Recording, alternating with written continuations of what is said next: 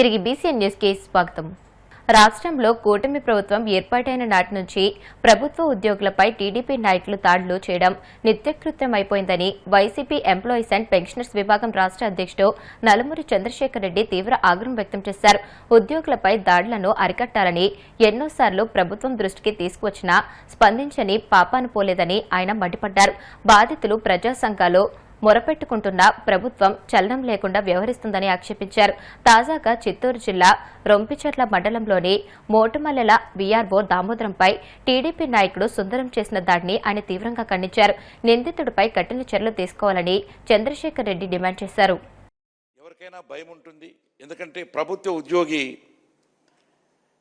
సిస్టమేటిక్గా ఒక రూల్ ప్రకారం పనిచేసేటువంటి ఉద్యోగి మీద డ్యూటీలో ఉన్నప్పుడు దాడి చేయడం అమానుషమని ఎన్నోసార్లు ప్రభుత్వం దృష్టికి తీసుకొస్తున్నా కూటమి ప్రభుత్వంలో దాడులు సర్వసాధారణం అయిపోతూ ఉన్నాయి.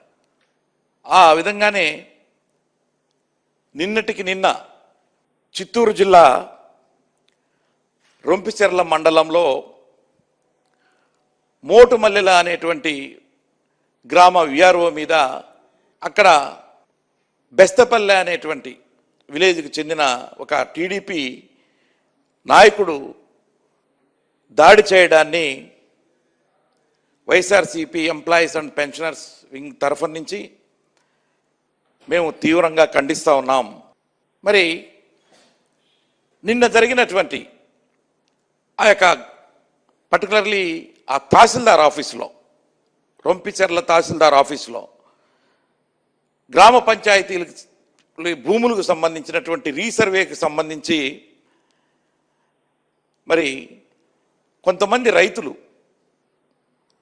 అక్కడ ఆ రికార్డులు ఏదైతే వాళ్ళ దగ్గర ఉంటాయో భూమి రికార్డులు తీసుకొచ్చి ఆ తహసీల్దార్ ఆఫీస్లో ఉన్నటువంటి ఆ విఆర్ఓకి చూపిస్తూ ఉంటే అక్కడికి ఒక టీడీపీ నాయకుడు, మరి సుందరం అనేటువంటి ఒక టీడీపీ నాయకుడు అక్కడికి వచ్చి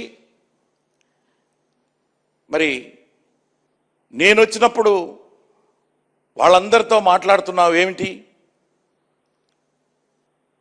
అని చెప్పి అతన్ని దుర్భాషలాడడం. ఆ విఆర్ఓ, సార్ నేను ప్రభుత్వ ఉద్యోగిని, ప్రజలందరికీ మరి ఈ రోజున రీసర్వే జరుగుతున్న తరుణంలో వాళ్ళు భూ రికార్డులన్నీ కూడా తీసుకొచ్చి నాకు ఇవ్వడానికి రావడం జరిగింది, వాళ్ళతో మాట్లాడుతున్నాను, మరి మీతో కూడా మాట్లాడతాను, కొద్దిసేపు ఉండండి అంటే అతని మీద విరుచుకుపడి నాకే ఎదురు చెబుతావా అనేటువంటి కోపంతో దుర్భాషలాడుతూ అతని మీద కుర్చీతో దాడి చేసి కొట్టి, కుర్చీతో 3 సార్లు కొట్టి పళ్ళు ఊడిపోయే విధంగా 2 పళ్ళు అక్కడికక్కడికే నోట్లో నుంచి రాలిపోవడం జరిగింది. కొట్టడం మూలాన పెదవంతా కూడా పగిలిపోయి దెబ్బ తగిలినటువంటి పరిస్థితి అందరి ముందు. అంతేకాదు ఆయన యొక్క అహంకారం ఎలా ఉందంటే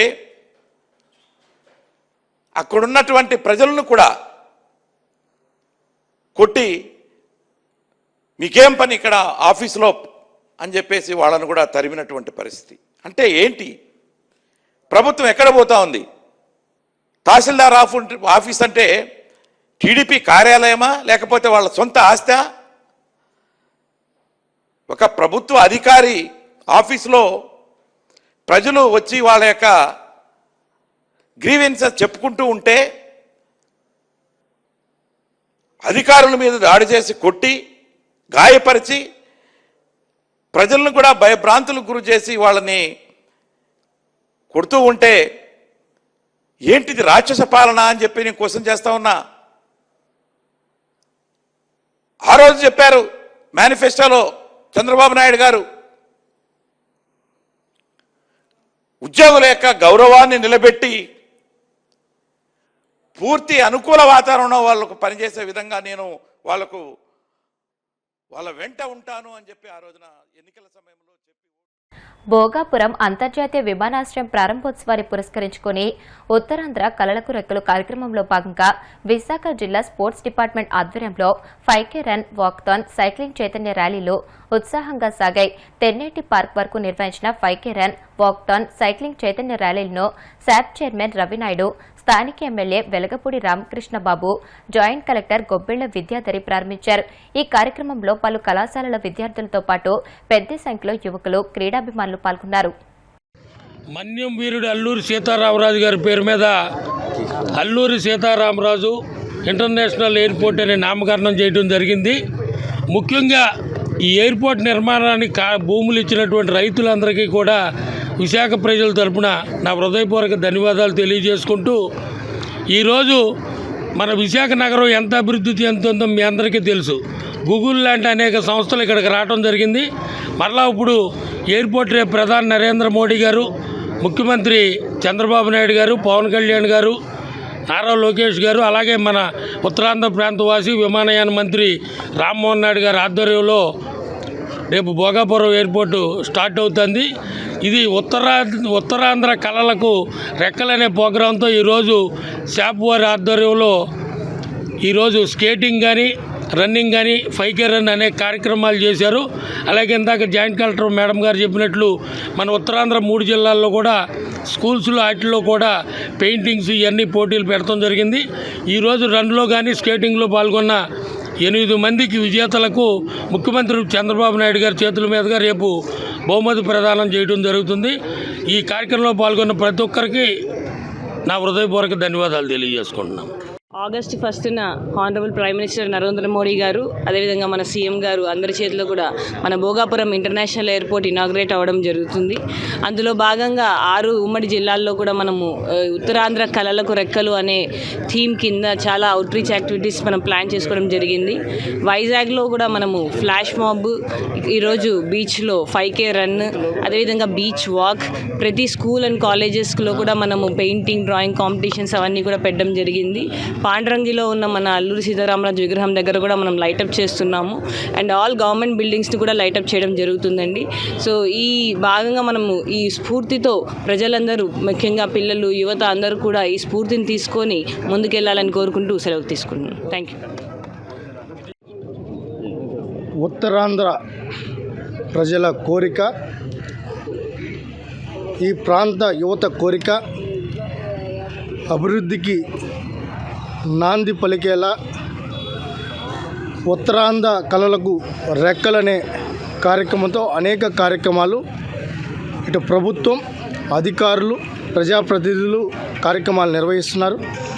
దానికి ముఖ్య కారణం రేపు ఇంటర్నేషనల్ భోగాపురంలో ఎయిర్పోర్టు గౌరవ ప్రధానమంత్రి నరేంద్ర మోడీ గారు, గౌరవ ముఖ్యమంత్రి నారా చంద్రబాబు నాయుడు గారు, పవన్ కళ్యాణ్ గారు, లోకేష్ గారు, ఇతర మంత్రులు, శాసనసభ్యులు, అధికారుల సమక్షంలో చంద్రబాబు నాయుడు గారి నేతృత్వంలో రేపు ప్రారంభించుకోవడం జరుగుతోంది. ఎయిర్పోర్ట్ అనేది చాలామంది భోగాపురం ఎయిర్పోర్టు కట్టడం సాధ్యమేనా, అసలు బస్సే రాని ప్రాంతంలో ఎయిర్పోర్ట్ ఎందుకు, చంద్రబాబు నాయుడు గారికి ఏం ఆలోచన ఉందని చెప్పి కొంతమంది మాట్లాడడం జరిగింది. వాళ్ళందరికీ రేపు సమాధానం, రేపు ప్రారంభోత్సవం ఒక పెద్ద సమాధానం.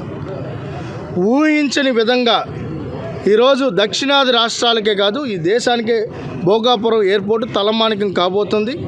మీరు గతాన్ని ఒక్కసారి చూస్తే శంషాబాద్ ఎయిర్పోర్టు భూమి ల్యాండ్ అక్విజిషన్ చేసినప్పుడు కూడా ఇదే మాటలు మాట్లాడారు అప్పటి నాయకులు.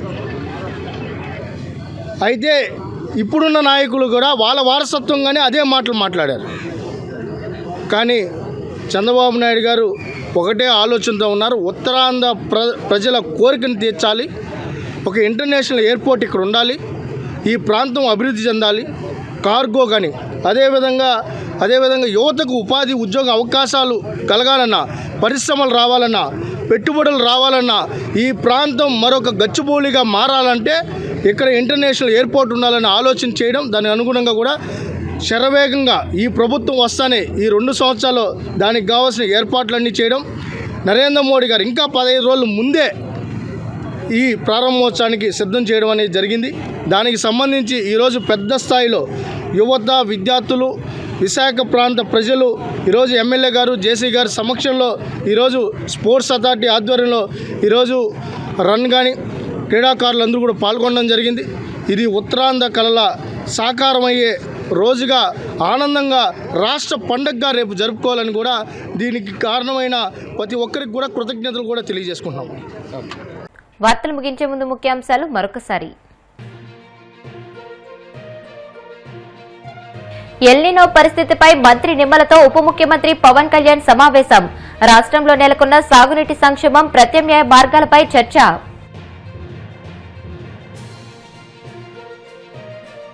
ఎన్టీఆర్ ట్రస్ట్ తో 29 ఏళ్లుగా ప్రజలకు సేవ చేస్తున్నట్లు వెల్లడించిన నారా భువనేశ్వరి. కుప్పం ప్రజల ప్రేమాభిమానాలే తమ కుటుంబానికి కొండంత బలమని వ్యాఖ్య.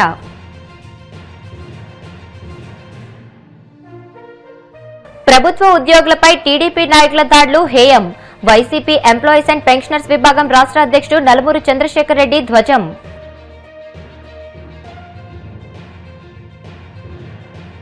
భోగాపురం అంతర్జాతీయ విమానాశ్రయ ప్రారంభోత్సవ కార్యక్రమానికి 7,000 మంది పోలీస్ సిబ్బందితో భారీ బందోబస్తు. విజయనగరం జిల్లా ఎస్పీ దామోదర్ వెల్లడి. ఈ వార్తలు ఇంతటితో సమాప్తం. మరిన్ని వార్తల కోసం BCN digital YouTube channel, Facebook page ని ఫాలో అవ్వండి. అప్డేటెడ్ వార్తల కోసం ప్లీజ్ సబ్స్క్రైబ్.